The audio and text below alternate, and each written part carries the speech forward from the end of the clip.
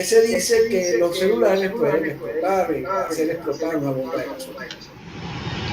Okay. No sé que algún fallo, qué sé yo. Ellos se ponían a... Entonces, ¿qué es lo que hacían ellos? Hacían un experimento. O sea, planteaba una hipótesis. Si es posible que explote, no es posible que explote. Eso es una hipótesis que puede ser afirmada o negada. Un experimento científico. La hipótesis se niega, el trabajo no es inválido. Simplemente, bueno, buscaste por ahí. Entonces, el diagnóstico es exactamente eso. Yo cuando tengo un problema, un paciente con fiebre o garganta, entonces yo planteo una hipótesis. La hipótesis es mi inversión, eso es una amigdalitis. Me baso en que es una amigdalitis, bueno, somos una serie de cosas en que basarme para decir que ese paciente es una amigdalitis. Lo examino, veo que tiene la vida grande, tal vez más hiperactividad, entonces puedo pedir unos exámenes de laboratorio para distinguir si eso es una amigdalitis o es una mononucleosis. Las mononucleosis y las amigdalitis se parecen. Entonces, ¿qué hago yo? O tengan junto con la amigdalitis, tengo un absceso, lo que llamamos fragmento de amigdalitis. Entonces, entonces, ¿qué hago yo? Pido un examen. Por favor, las cámaras.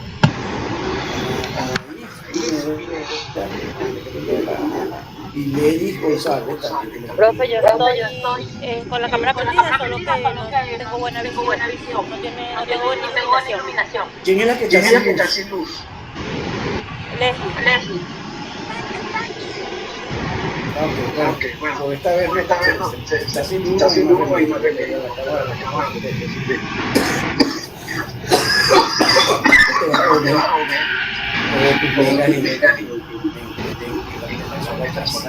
Bien, entonces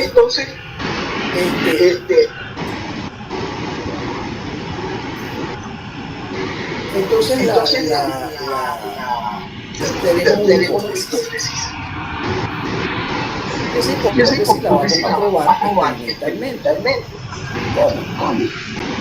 Primero, con historia clínica coincida con mi hipótesis. Segundo, con exámenes de laboratorio. ¿Ok? Laboratorio. Exámenes paraclínicos. Vamos a agrupar todos en un solo universo que se llama exámenes paraclínicos.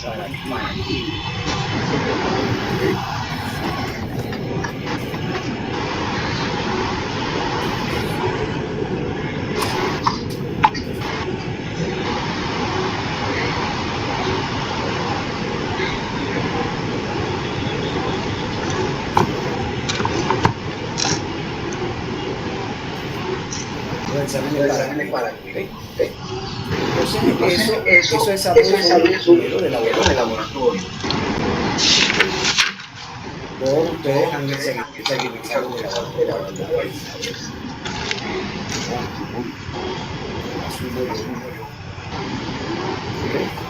No estoy equivocado, pero me imagino que ustedes se han hecho alguna vez un examen. Es raro que alguien no lo que haya la edad de ustedes, así que nunca hayan hecho un examen de laboratorio. Claro. Yo creo que desde que comenzamos no lo hacen. ¿Qué te han hecho? Por lo menos me han mandado a hacer los exámenes de laboratorio, por lo menos la hemoglobina, para saber cómo están esas cosas. ¿Ustedes tienen niños? ¿Cuántos ustedes tienen niños? Yo tengo dos. Mira, y le has hecho exámenes de laboratorio. Entonces viene la mamá muy angustiada y te pide que le hagas una examen de laboratorio es más sencillo.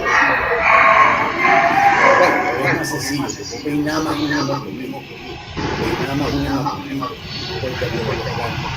Pero la hematología completa es una cosa que incluye vamos a decir, los glóbulos rojos, la hemoglobina, los glóbulos blancos, ¿okay? Y las plaquetas. Además, adicionalmente, el poner la distribución, que te dice que es tan exacto, que si estaban muy dispersos los valores o estaban muy concentrados, están bien correlacionados, o te dan también la velocidad de sedimentación globular y otra serie de valores que yo se los iré explicando con cada patología. Cada patología vamos a pedir unos exámenes. Okay, cada patología que vayamos a ver, vamos a pedir unos exámenes y entonces yo les voy a ir explicando cuáles son los que piden y qué es lo que deben esperar. Okay. Después en los exámenes de sangre también están los exámenes de química sanguínea.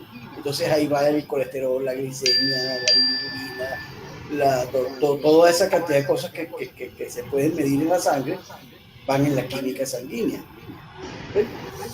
Puedo pedir pruebas especiales inmunológicas. Y entonces yo puedo ver cómo si están las hemoglobinas M y la hemoglobina G, para yo saber si estás en una fase aguda o una fase crónica de la enfermedad. Total, es que yo puedo pedir una serie de exámenes laboratorios que me van a ayudar a decir si lo que yo estoy diciendo, si mi hipótesis de enfermedad es cierta o es falsa. ¿Okay? Si tú tienes un dolor de barriga y yo te toco la barriga y tal, no sé qué cosas, y tengo la duda de esto es una apendicitis, puede ser que no sea, no me parece, sí me parece. A mí me parece que no y al otro le parece que sí. Ya tuvimos una hematología completa. Las apendicitis suelen dar más de 16.000 glóbulos blancos, dan 20.000 glóbulos blancos, las cifras de glóbulos blancos muy altas. Lo normal es hasta 10. Bueno, entonces, o tienes un cuadro febril y entonces yo pienso que es dengue, entonces te pido una hematología completa también y veo la cuestión de plaquetas. Veo que las plaquetas están por debajo de lo normal, pues sí supongo que es dengue. Entonces puedo pedir además pruebas adicionales serológicas de inmunoglobulina para ver si específicamente es dengue. ¿Okay? Entonces, y así, pero siempre partiendo del punto que yo estoy planteando cuando tengo mis síntomas mis signos y mis síntomas, estoy planteando una hipótesis de enfermedad que puede ser la que tú tengas, desde la más estúpida hasta la más grave. ¿Okay? Dependiendo de cuáles sean los síntomas y cómo sea la situación. Puede ser una cosa gravísima, puede ser una cosa que quizá una cosa. Pero bueno, que sea. Entonces le tienes que decir al paciente. Bueno, el paciente siempre te pregunta, ¿y usted está pensando que esto puede ser grave? Sí, hay que contratarlo como están todas las cartas están sobre la mesa. No descarto todavía ninguna. Yo empiezo a pedir la verdad para descartar efectivamente si esto es grave o grave. Claro, la clínica te anuncia más si tú vas a hacer un problema grave. Tienes un paciente que tiene 2 años con la voz ronca, bueno, eso no es cáncer. ¿Okay? Si tiene 2 años con la voz ronca, no es cáncer. Si era cáncer, ya subió. Fíjense que tiene ronquera porque tiene un tumor y ese tumor está creciendo desde hace 2 años. Y nadie le ha parado. Simplemente si tiene la voz ronca, nunca se ha hecho un examen. No es cáncer. Para hablar más en términos de más médicos, siempre nos basamos en probabilidad. Es posible que sea. También hay pruebas, exámenes para de imagenología. ¿Qué son? Los rayos X, las tomografías, los sonogramas, la resonancia magnética, que se va inclusive la radiografía con contraste para determinar ciertas enfermedades. Yo tengo una paciente, por ejemplo, que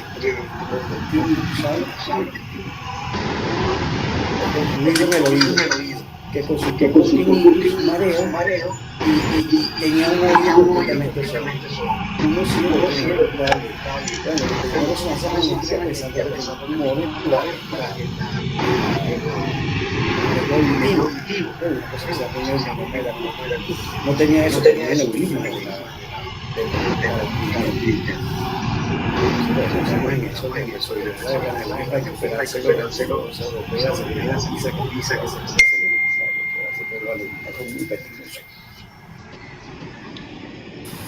Entonces, Eso es muy peligroso, ¿verdad, doctor? los aneurismas son muy peligrosos. Los aneurismas se rompen con la costa. Claro, dependiendo de la magnitud de la hemorragia, puede ser un cuadro leve, una cefalea, un cuadro meningio ahí más o menos, o puede ser mortal, dependiendo del tamaño de la hemorragia, ¿no? De que estaba hablando y de repente se quedó. Escuchar tu hemorragia cerebral. Bien, seguimos. Entonces, la terminología. Bueno, me faltan unas pruebas más para introducir en la prueba. Ahí lo que llamamos pruebas fisiológicas. Por ejemplo, el electrocardiograma es una prueba fisiológica.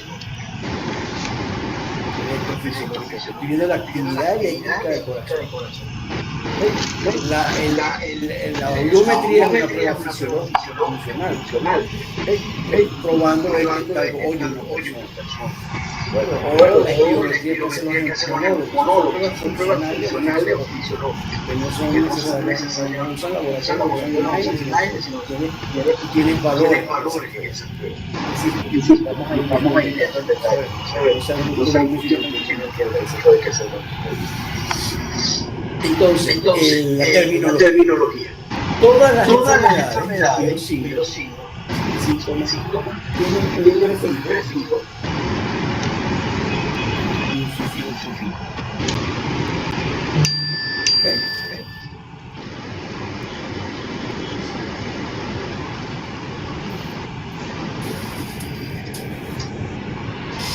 Profe, no escuché bien lo de sufijo y prefijo, me perdí. Signos y enfermedades, todas las cosas. Tienen un prefijo y un sufijo. Por ejemplo, habíamos nombrado una apendicitis. El prefijo es apéndice. Y el sufijo es itis. Todo lo que termina en itis es inflamación.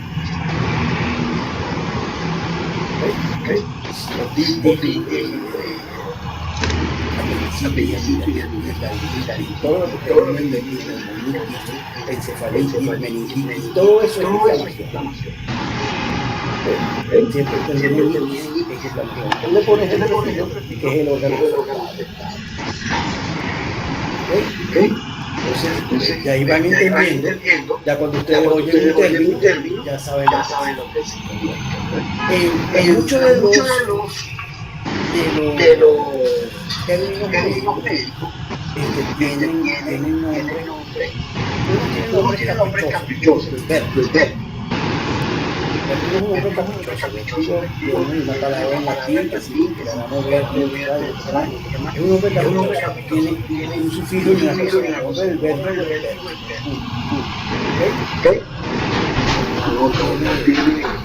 Pero por ejemplo, la hipoacusia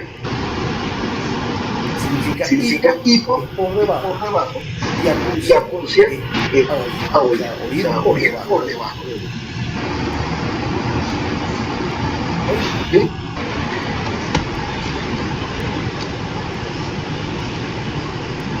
Y así lo vemos, por ejemplo, ahora por ejemplo, osis.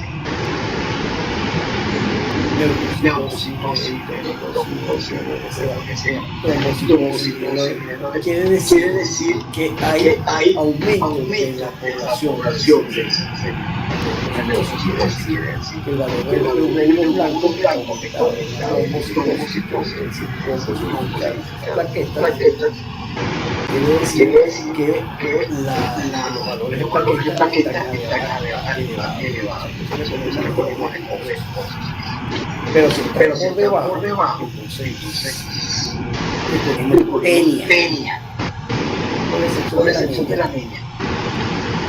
se llama herida porque falta entonces cuando yo digo trombocitopenia, quiere decir que hay pocos trombopenia. Quiere decir que hay pocas plaquetas que pasan en el medio. O leucopenia, quiere decir que hay pocos glóbulos blancos que pasan la mucosa. Bajaban los glóbulos blancos y entonces usamos el término peña para con respecto a los síntomas, cefalea. El otro sufijo común es algia. Olinia. ¿Qué significa dolor? Usamos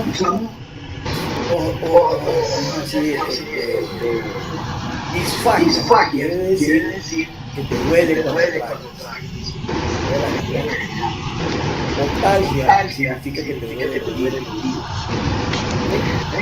O algunas excepciones, por ejemplo, cefalea no es una cefalagia. Se puede decir incorrecto, pero el término que se usa correctamente es cefalea. Profe, me quedé en cefalea, no escuché, disculpe, me quedé en cefalea, profe, no escuché bien. Cefalea significa, tú puedes decir cefalalgia, dolor de cabeza.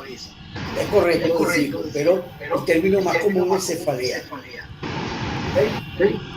Hay términos que si no se rigen, esas reglas no son estrictas. Entonces la cefalea, la cefalalgia, entonces algia significa dolor. Así le vamos poniendo nombres, lo iremos viendo también a medida que vayamos por los días, cómo se llaman los significados. En neurología, por ejemplo, hay términos que significan ataxia, afasia, que significa que son los términos neurológicos específicos de la los términos neurológicos son bastante como parte de los términos con sus nombres propios. Entonces, hay otras que son otros nombres en neurología, que son nombres propios de personas que describió ese síntoma por primera vez. ¿Okay? Entonces, por ejemplo, en los niñitos, cuando tú le pasas un objeto filoso no, pero vamos a decir agudo, pues, por el borde del pie, los niñitos estiran los dedos. ¿Okay? Al principio, y después debe ser al revés, lo deben encoger. Eso se llama el reflejo de Babinski. ¿Okay? Tiene un nombre propio.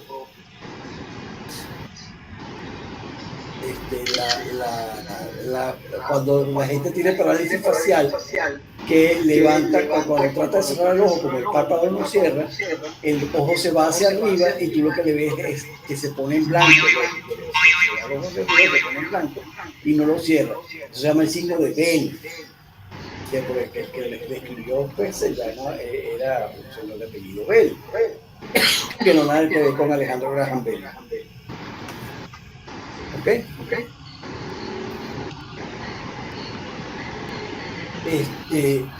Bueno, y así vamos entrando en los diferentes términos que van haciendo patología. A medida que vayamos viendo las patologías, le vamos a ir poniendo los nombres exactos a cada cosa y ustedes le van a saber los nombres exactos a cada cosa. Pero ya saben por dónde van los tiros. Ustedes ya saben que si te dicen algia, se refiere a dolor. Que si se refiere a itis, se refiere a inflamación. ¿Okay? Edema significa hinchazón. Si el edema es de linfático, entonces es un linfedema. ¿Okay? Alguien se me cayó la señal a Anaís Ortiz. ¿Les gusta el globo con los fantasmitas? Les puse unos fantasmitas porque como ustedes son, esto es una sesión de espiritismo, Uno ve, Milagro, estás allí, está bien, le das una señal, habla, di algo, tú sabes, hacen los espiritistas. Entonces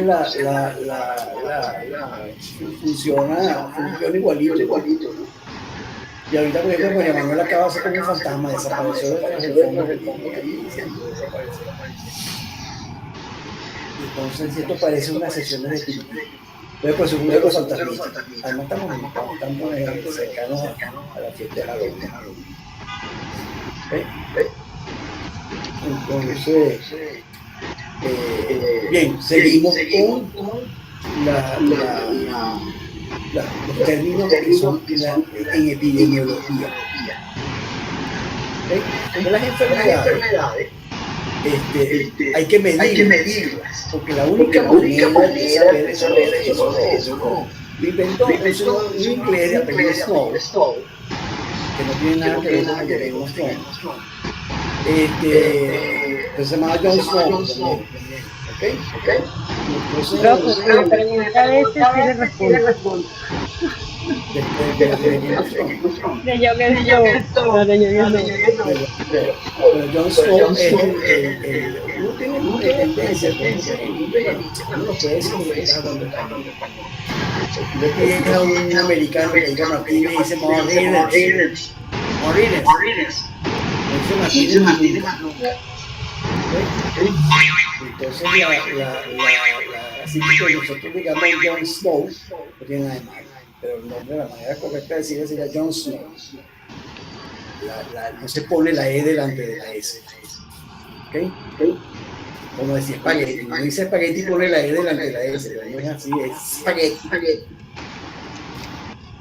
Entonces el señor Snow puso a estudiar cómo se comportaba el cólera en Londres. Y empezó a medir, a contar los casos. Tengo de esta comunidad, tengo tantos casos, y se fue haciendo un mapa de cómo se comportaba la enfermedad. Y entonces se dio cuenta que el cólera viajaba por el agua. Que lo común que tenían todos, la zona donde estaba era el agua. Todavía no se conocían las bacterias.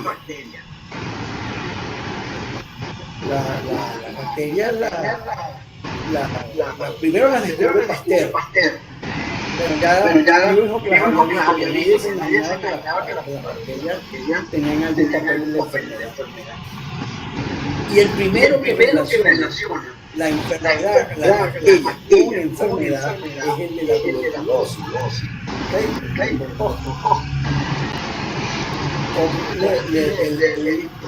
no fue la tuberculosis, lo que hizo fue que en el antrax, tomó muestras de los ojos de las cabras infectadas con antrax y se las inyectó a unas cabras y se dio cuenta que se enfermaban. Es el primero que establece que las bacterias son capaces de enfermar. Pero estoy hablando ya finales del siglo XIX. Eso no se sabía. La historia es así. El uso del guante quirúrgico. Conocen la historia del guante quirúrgico. Que había un cirujano que su amante era la enfermera instrumentista. Entonces parece que la muerte era una mano muy bonita y la a su mano él le pidió que hiciera el guante de hule.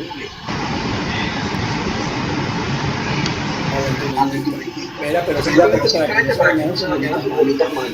Y entonces nuevamente, dando casos, se dieron cuenta que las casas que operaban la amante del doctor, existía la amante de los infectados menos que lo no se nada. Entonces se dieron cuenta que usar el guante protegía.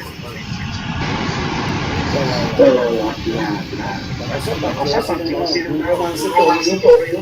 Yo no sé si era la amante o era la esposa.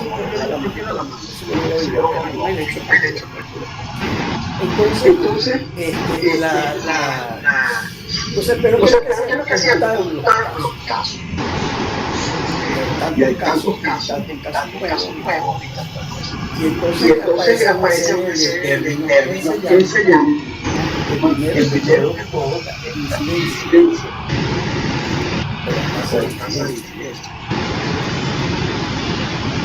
La tasa de incidencia son el número de casos nuevos que hay en determinado periodo en epidemiología por semana. Ustedes alguna vez siguieron las estadísticas del COVID. Estamos en la semana 31. Entonces, la semana 31, la tasa de incidencia fue tanto. Entonces, por los casos nuevos, cada 100.000 habitantes. Número de casos por cada 100.000 ¿Y qué me va a dar eso? Bueno, que yo conozco con este valor posibilidad que tengo que enfermar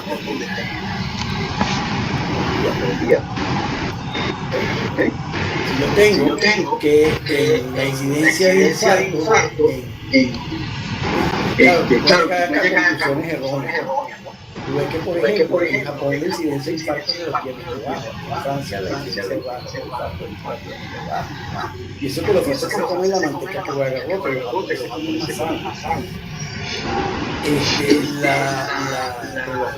franceses comen mantequilla y grasa que tú quieras. Y tienen una incidencia baja de infarto. Los ingleses y los americanos tienen una tasa de incidencia de infarto bien alta. Y los españoles, la gente americana, más alta que los franceses y los japoneses, pero más baja que los mexicanos. Conclusión, lo que hace daño a la iglesia.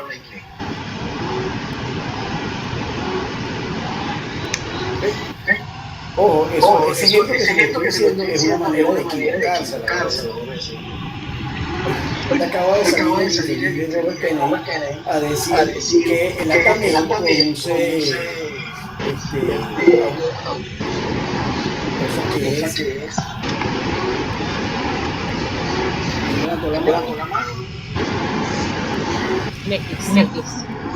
Ya me estoy quedando sin pila en el computador. ¿Qué vas a hacer si estás sin luz? Esa es la tragedia de este país. Voy a llegar aquí hasta que me caiga hasta que muera la pila. Hasta el final. Pues disculpe, no logré escuchar lo que cuando estaba diciendo que la ATAMEL produce ¿qué? Autismo. Eso decía el secretario de salud de muy feliz, no tiene idea de medicina. Y es un antivacuna y conspiranoico. No sé cómo se lo ocurre, debe ser que es amigo. Entonces el tipo le dice eso. Entonces, pero el trabajo está mal hecho. Nuevamente, el trabajo cuenta los casos. Entonces te dice, bueno, yo tuve tantas mamás que tomaron ATAMEL y de esas mamás, tantos niños tenían autismo. Es una conclusión un poco aventurada, porque si tú le preguntas cuándo tomaron Coca-Cola, te va a dar también que la mayoría tomaron Y después la perla, la vida de la perla es que te dice, tenemos entre los pacientes judíos que le hacen los judíos, la costumbre es hacer a los 7 días de encierro. Eso es equivale al bautizo de los católicos. Y bueno, en la circuncisión luego.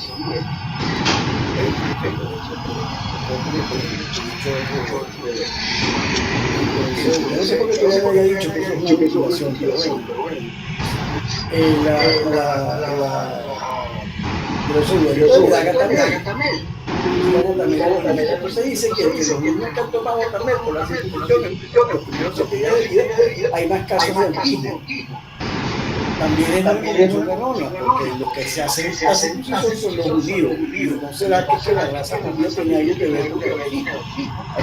Tienen genes que favorecen tener autismo. Una pregunta más lógica que decir que es el también de la fundación. No estoy diciendo que no sea, no es, eso no es una conclusión. Claro, Entonces, yo del caso y lo relacionaron mucho con una marca específica que es el Tylenol, creo que es. El Tylenol, pero es que lo que pasa es que la acetaminofén en Estados Unidos hay dos marcas principales, el Tylenol y el Tylenol. Pero entonces salió la empresa de Tylenol. Ellos creo que se mostraron un estudio de cuándo se fundó la empresa, algo así, y cuándo empezaron a enfocarse los casos de autismo. Decía, pero presidente, secretaria de salud, o sea, ¿dónde está la relación entre la acetaminofén? Es un trabajo mal hecho. Yo casualmente, le pregunté de qué trabajo se basó, si no quiere para afirmar lo que dice. Y el tipo me lo dijo, el trabajo que se publicó, pero nosotros como cogió la trabajo. ¿De qué? Que fue el barriadero, no, pero la Universidad de Massachusetts también es un trabajo mal hecho. Una cosa que tiene que tener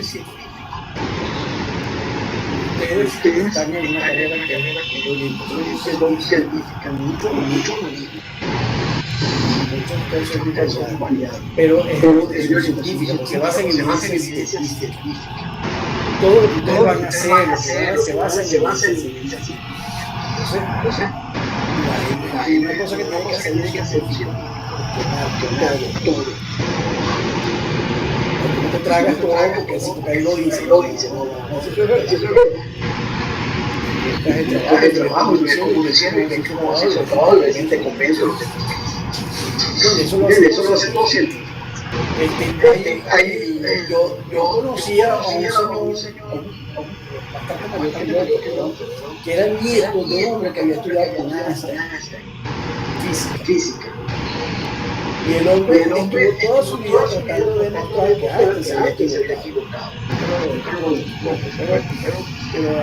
Y eso hay que hacer. No quiere tragar porque digo, ya está equivocado. Hay que pensar que tenía boca se equivoca, si la gente no se equivocara, los gatos se nos cambian boca. Entonces, incidencia. Vamos con la incidencia y el número de casos nuevos y la tiene. Después está la prevalencia. La prevalencia es una medida un poco parecida, pero no es un caso nuevo, sino todos los casos que hay también en un determinado periodo, y no se dice periodo de tiempo, cuando dice periodo de tiempo,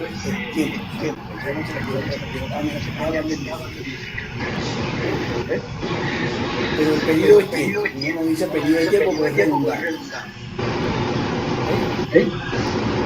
Entonces, eso como decir, meterse para adentro. Métete para adentro. Se cayó para abajo. No se va a caer. Entonces, la prevalencia es entonces la cantidad de casos que suele haber en una familia. Y entonces, en base a esos casos que haya, uno es un nivel de casos normales, siempre hay. Ahorita mido cuántos casos hay en dengue, en cada año. Y hay lo que suele haber esta época.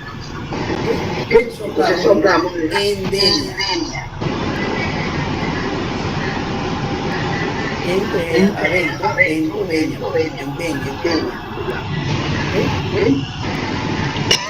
Entonces,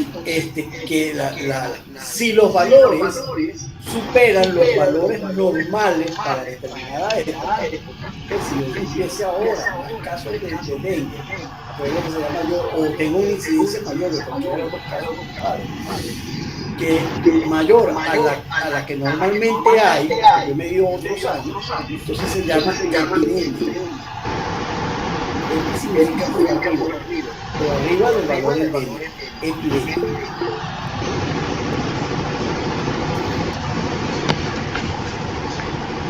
Profesor, mire, yo tengo una angustia aquí yo antes era de Caracas, y casos de niños Sigue con siendo plomo. Ah, niños con plomo ya no se ven, pero aquí en Carabobo, Náguara, todos los niños tienen contaminación con plomo. bueno, Es porque impresionante. vamos a decir cerca de Valencia, ¿verdad? Valencia es una zona industrial Todo muy el estado de grande. Carabobo, todo el estado de Carabobo. Bueno, no sé por qué se dan eso. Yo me imagino que en Valencia porque es una zona industrial muy grande. Hay mucha contaminación con plomo por el tetraedrilo de plomo de la gasolina. Ok, entonces tenemos la epidemia. Eso es un caso. Pero fíjate, aunque son mayores, en esa zona de Carabobo, esos son los casos que siempre hay. O sea, esa contaminación por plomo ahí es endémica. ¿Okay? Ahora, si supera lo normal, los casos normales, ya estamos hablando de un brote epidémico, quiere decir, hay más casos nuevos y en general hay una prevalencia, hay más casos en general en determinada época. Cuando la epidemia se va pasan las fronteras. ¿Okay? Y esto es muy importante, entonces hablamos de pandemia. Ojo, para que sea pandemia, el caso que ocurre en el otro país tiene que ser autónomo. Los chinos, ellos, todo el mundo le dice que los chinos inventaron el virus del COVID. Todavía la ciencia no está en condiciones de estar inventando creando virus así. Entonces, aparte de que crear un virus como arma de guerra, es muy mala idea. Porque los virus que los controlan. O sea, yo puedo tirar una bomba en casa, pero bueno, no es en gas. No le cae gas. Pero si le tiran un virus, le va a llegar a virus también. Y viceversa. Entonces no es buena idea. La guerra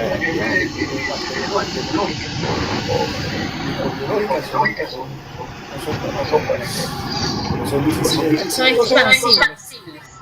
¿Ah? Son expansibles. Sí, se expanden mucho y son difíciles de controlar. Entonces, ¿qué pasó? No fue que inventaron los chinos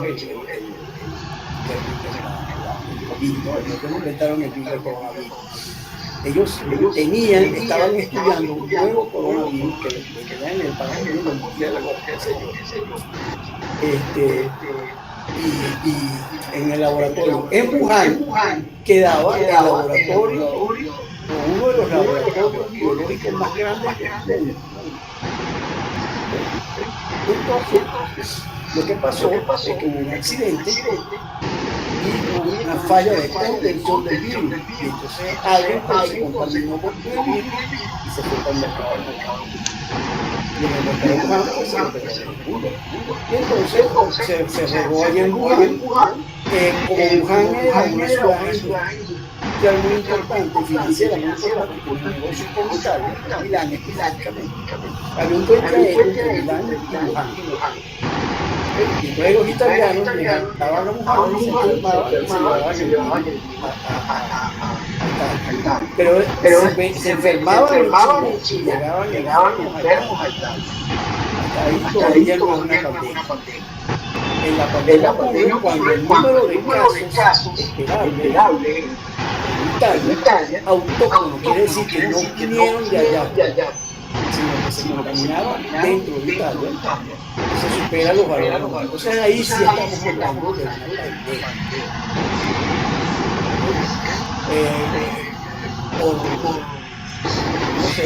Por sentimiento de los chicos. Hay varias concepciones que nosotros queremos hacer. Número uno, los virus se llaman por el año que se quiere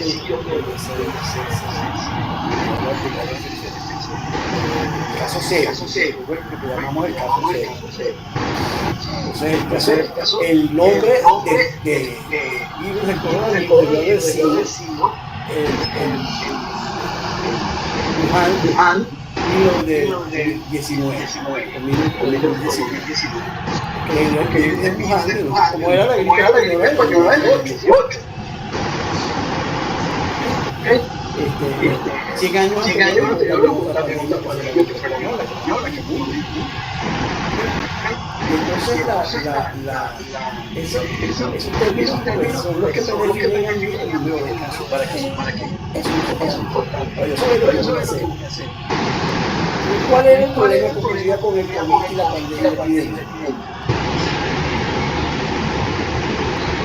¿Por qué la epidemia era un problema? Primero porque la enfermedad es potencialmente mortal. Todo el mundo se muere, pero mata mucho. 5% de las personas que enferman con COVID se mueren.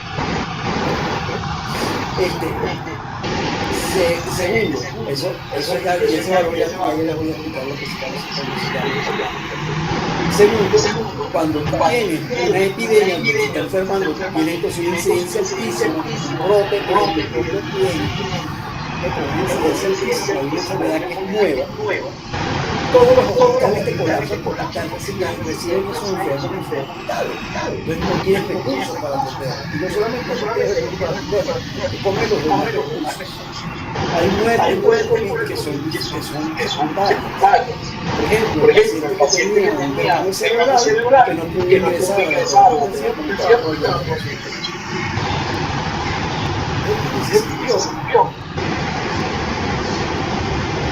entonces crea un problema. Esas medidas se usan precisamente para saber qué va a hacer. Un problema enorme, pero pequeño. Tienes que saber para saber qué vas a hacer, tienes que saber que saber el problema. Entonces, les estoy diciendo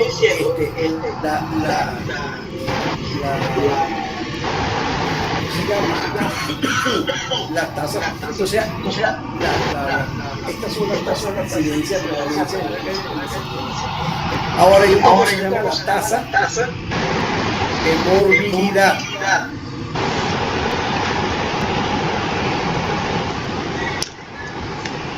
Volvemos otra vez al COVID.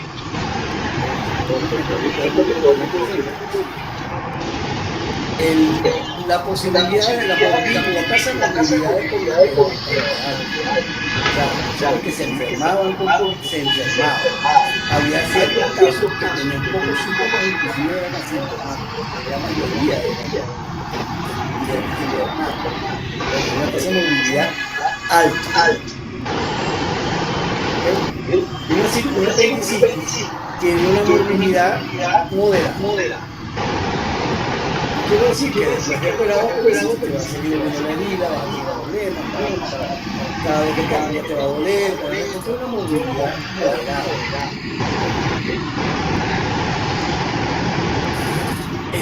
Después tienes la letalidad.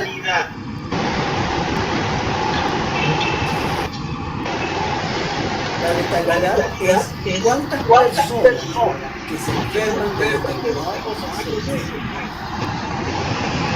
El cáncer es una enfermedad muy letal. El porcentaje muy alto de las personas que tienen cáncer mueren. La letalidad del COVID era alta. 5% de personas que se enfermaban por COVID se murieron. Dicen, no, pero 5% no es mucho, para mucho, no es mucho, pero no es tanto.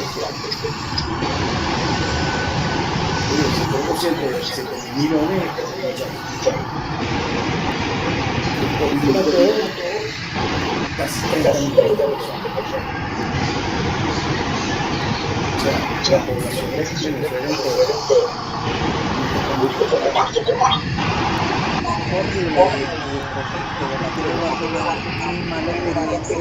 todo. Todo. Sí, vamos a decir a nivel mundial, pero me tocó vivirlo tan de cerca, con la pérdida de mis dos hermanos, tíos, primos, vecinos, mis dos hermanos murieron en ese proceso. Cada vez que me acuerdo, fue horrible, pero bueno. Mis papás también estuvieron a punto, pero gracias a Dios pudieron superarlo. Pero vean, o Pero sea, sí, yo me acuerdo, Yo me acuerdo, apaga tu apagar el micrófono, micrófono, porfa. apaga tu micrófono porque hay mucho eco. Cuando se murieron, cuando todo el mundo, todos tenemos, hace rato yo tenía saliendo la epidemia y también estudiante que se murió el esposo. El esposo se murió de COVID. Sí, todos nosotros conocemos a alguien que se murió de COVID. Entonces el gobierno te decía, han muerto 5.000 personas, 5.000 personas más conocidas de Caracas, todo el mundo conoce a alguien.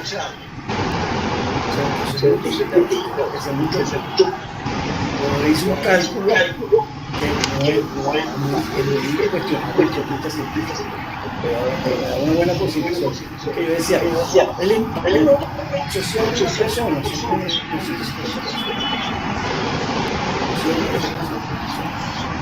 conocemos como 200, 700, se las conoce. De esas 200, tus amigos son mucho más chicos. Un algoritmo es mucho más pequeño, pero conoces, tú me conoces a vos, sabes quién soy. Ahora yo soy tu amigo, soy conocido tuyo, y conoces a la profesora Tania, pero todos esos son conocidos. Entre esas cosas no conocemos a nosotros. Yo mato, yo tengo pacientes, ¿no? No es que sean amigos de ellos, ni mucho menos, ni que los conozca, pero mucha gente, mucha gente siente. Entonces no podías decir, si todo el mundo conoce a alguien, yo divido la población de Venezuela entre 200, pues me da más o menos el número de casos de muertos que hay. Que podía haber, todo el mundo conoce a alguien, y ese alguien estaba en el centro. Claro. Y eso tiene un pero grande, que es que el muerto que tú conoces también puede ser el mismo muerto que conoce Manuela.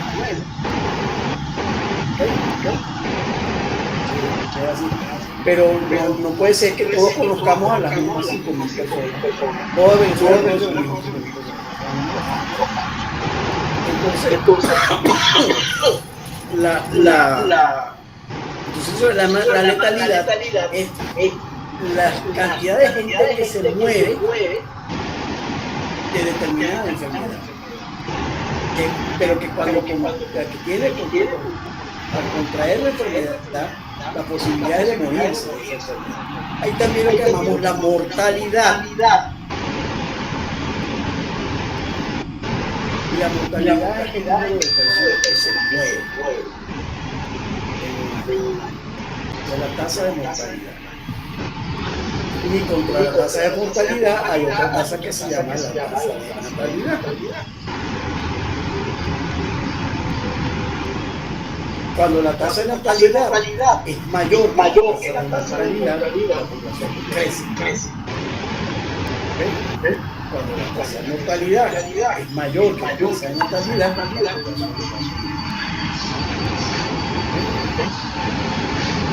esas son las importancias que tiene. Ahora, la tasa de mortalidad no es lo mismo que la gente se muere. En Venezuela se muere tantas personas. Eso es lo que los dueños de funerarios.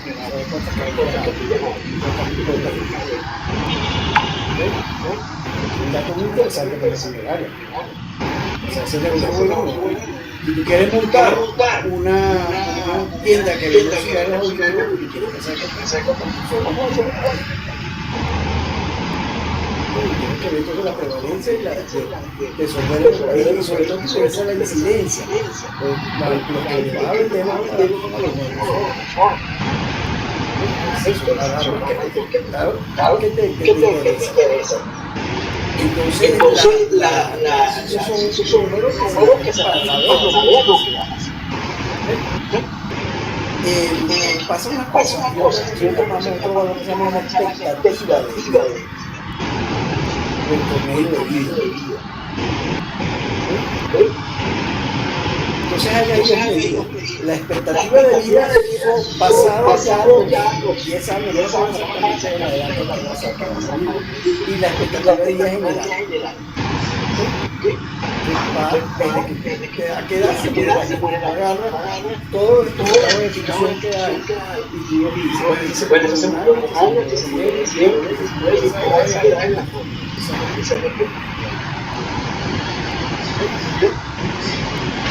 ¿qué pasa?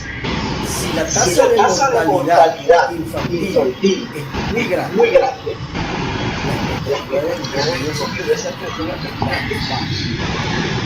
sacas mucho 0,1 y de repente sacas un 20. No, el 20 no te va a salir mucho por medio. Bueno, o sea, yo 0,1. No es el caso de ustedes, entonces,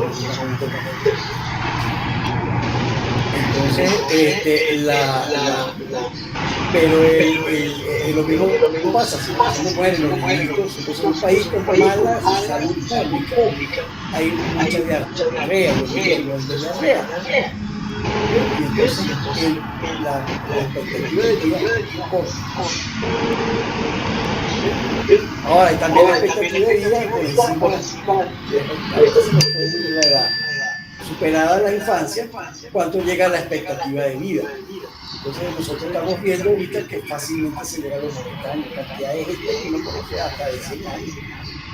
Cuando yo era niño, había la viejita que vivía por el chipote viejo que tenía 100 años. O sea, una viejita entre toda la población.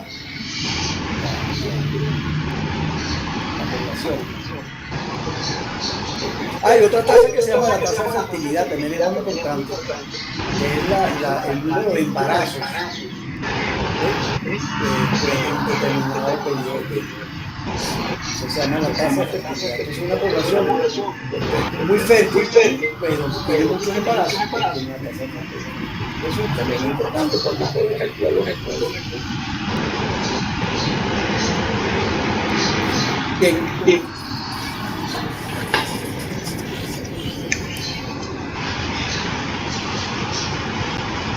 Entonces, el resumen para redondear esta clase tenemos yo quiero grabar esta clase, va a ser mucho más fácil que eso. Tenemos que la terminología médica tiene un prefijo que significa el tipo de patología.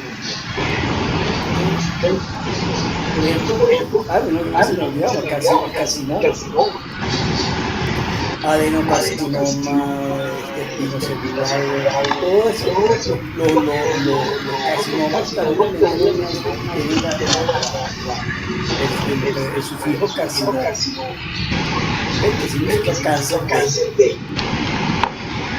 Pero el cáncer no significa cáncer de mama, porque uno dice mamocarcinoma, sino de las glándulas mamarias y de las glándulas que producen leche, adenocarcinoma. Hay también los sarcomas, y hay varios tipos de cáncer que tenía Chávez, Pero es melanoma o carcinoma. Las dos cosas. ¿Cómo era que se llamaba el tumor de Chávez? ¿Se acuerdan? Era el sarcoma.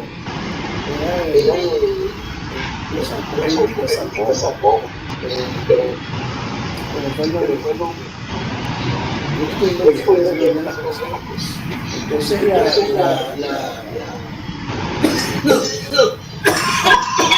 bueno, esos son muy importantes de estos valores. Por ejemplo, un poco relacionar y decir que soplar velitas es peligroso. Alguna correlación. Pero yo digo, soplar velitas es peligrosísimo, porque yo soy un gráfico. Aquí veo la posibilidad de ser uno, de sufrir una enfermedad de aumento conforme a la sumatoria de la revista que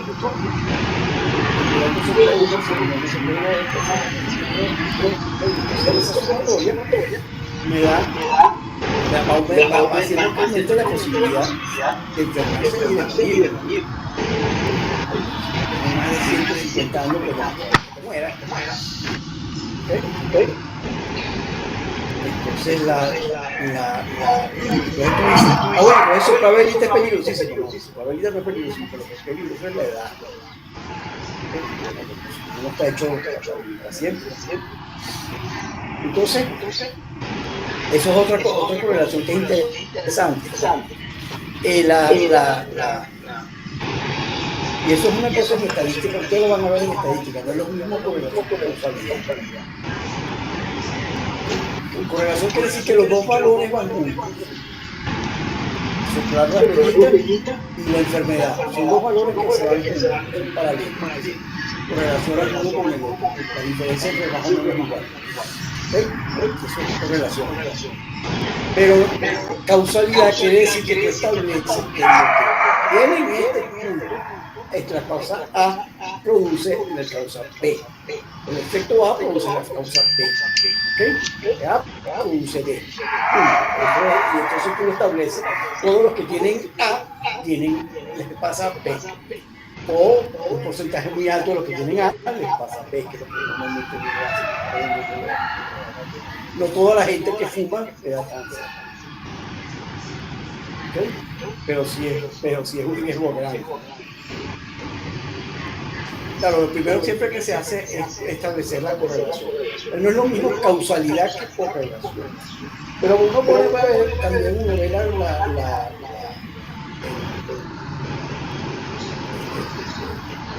la expectativa de vida, ¿okay? O la incidencia de determinadas enfermedades. Y puedes ver que desde que se inventaron los laboratorios,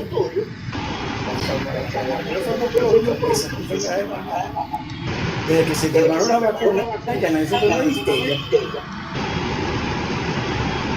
Bueno, la histeria es una enfermedad muy común.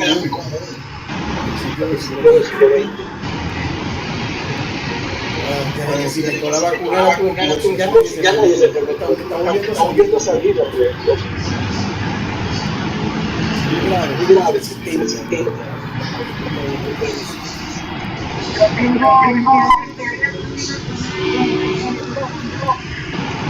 Sí, tratando otra vez.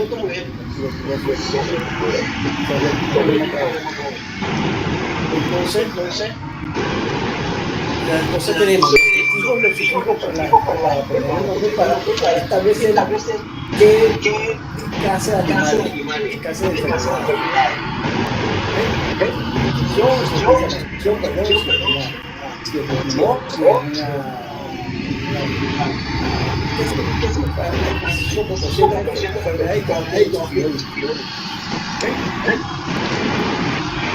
Y en la terminología epidemiológica pues tenemos entonces prevalencia, la incidencia, la tasa de mortalidad, la tasa de letalidad, la tasa de natalidad, ¿okay? Y la morbilidad.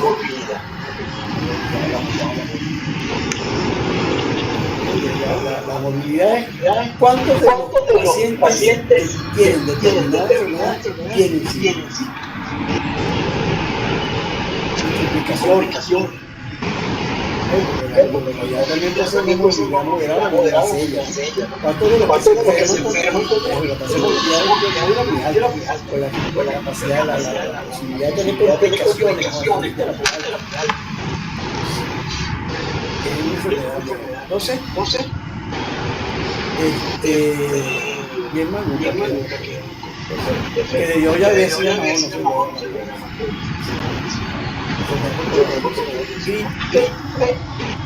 por antes del 19. sigo en el territorio por un barrio electricio. Ahorita es una gripe. Y esa gripe que le dan a ustedes normalmente por ahí,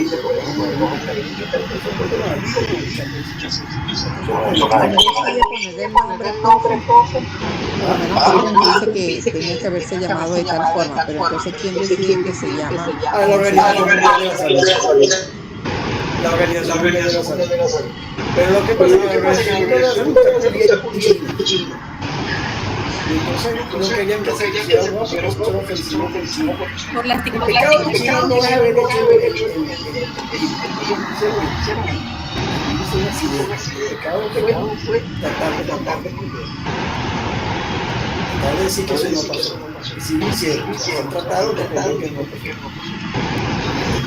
Al principio a los médicos que le dieron que aquí teníamos una epidemia y lo perdieron preso. Pero entre cielo y tierra no hay nada oculto. Eso es verdad. Eso es lo que le dijo este señor a quitar los guantes.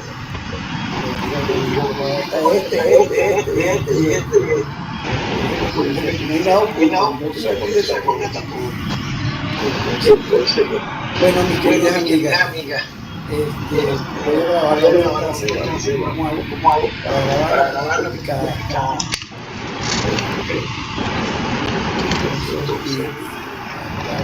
Las situaciones que van complicadas.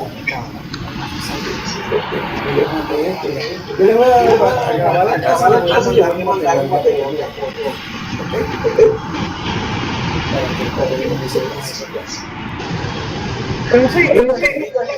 Ajá. Sí, claro que sí. De hecho, la tengo hecha. La hice para alumnos del semestre pasado. Lo que tengo que revisar es que hay cosas que les di, que no les di, hay cosas que modificar un poquito, personalizarles la guía, pero sí, ya las tengo, se las paso. Okay. Tengan feliz noche. Y la de la pregunta, Igualmente. Y la de la pregunta. ¿Cómo? Que ojalá llegue la luz